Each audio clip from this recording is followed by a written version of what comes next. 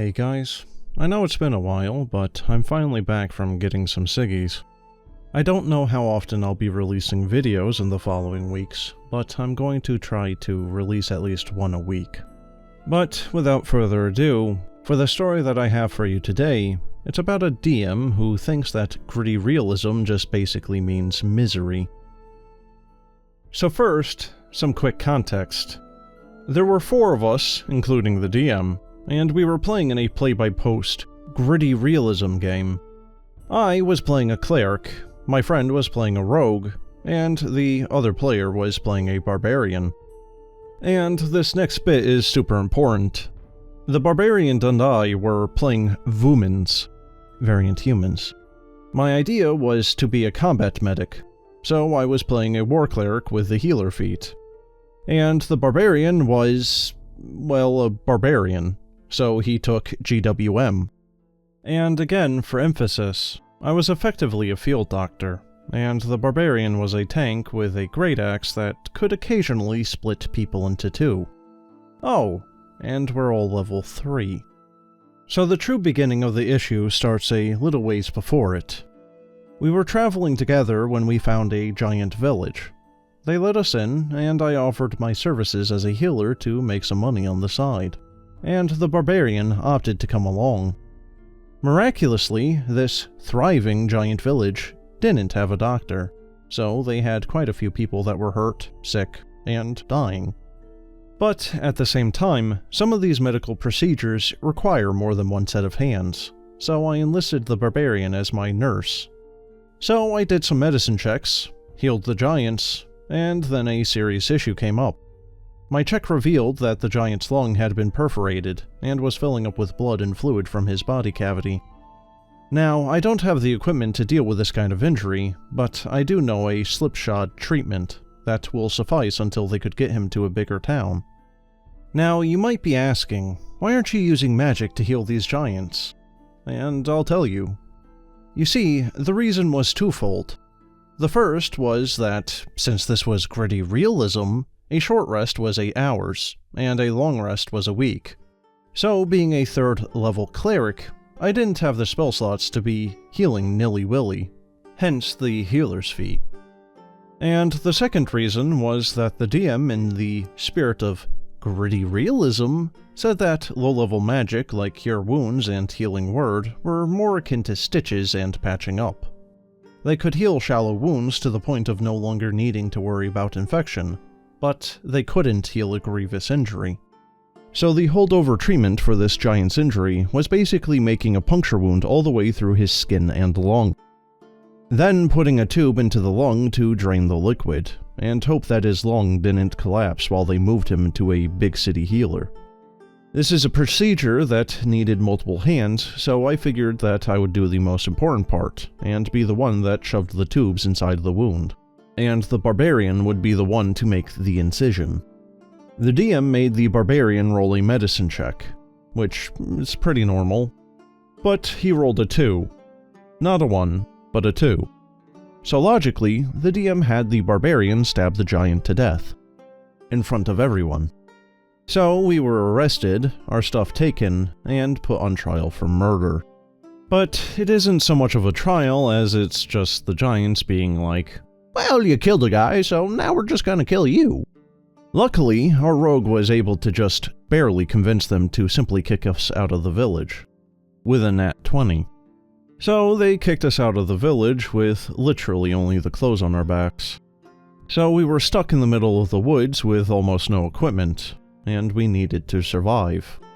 Oh, and by the way, it was the middle of winter. So we did our best camping, but despite our average rolls, the DM wasn't really giving much.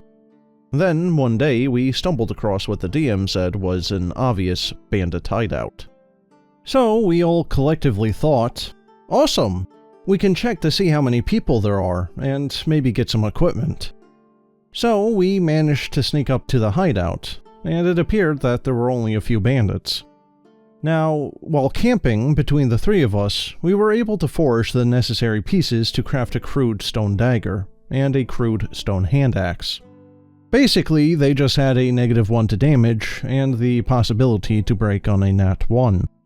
and the barbarian found a large branch to serve as a club.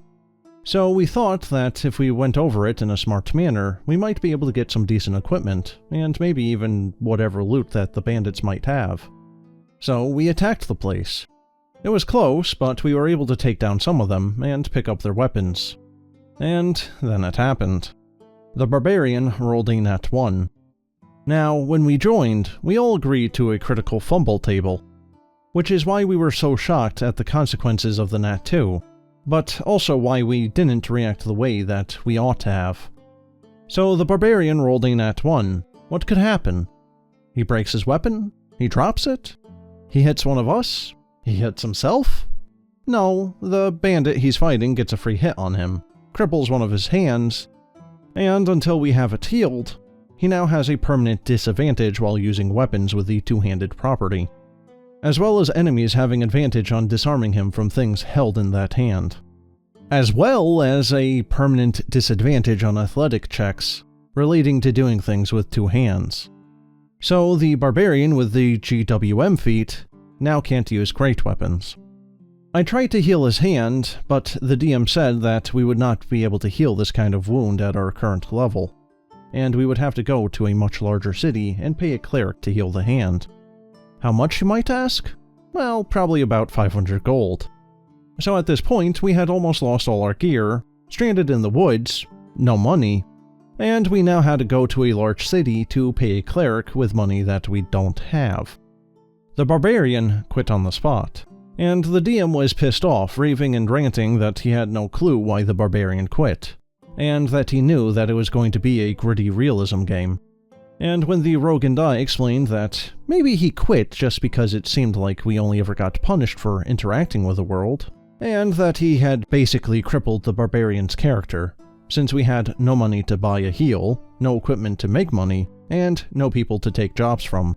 Just maybe these are the reasons why the barbarian decided to call it quits. So the DM nuked the whole server. And as an afternote, this wasn't the only instance of something like this happening, just the most egregious one.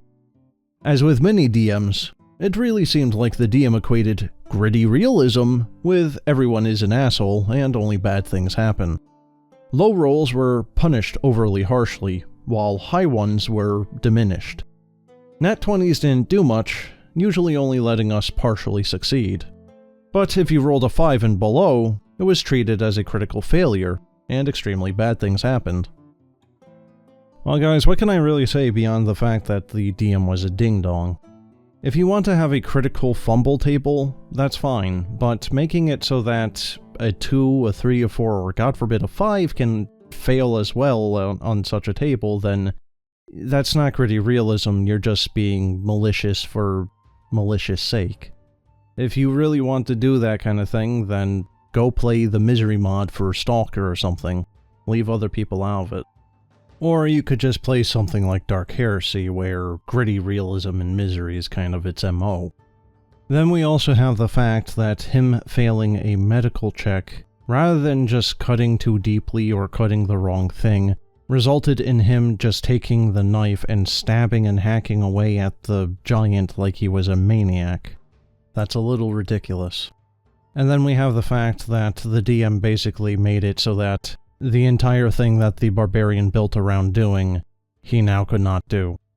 But anyway, that'll be it for this one, so as always, have a good one, and goodbye.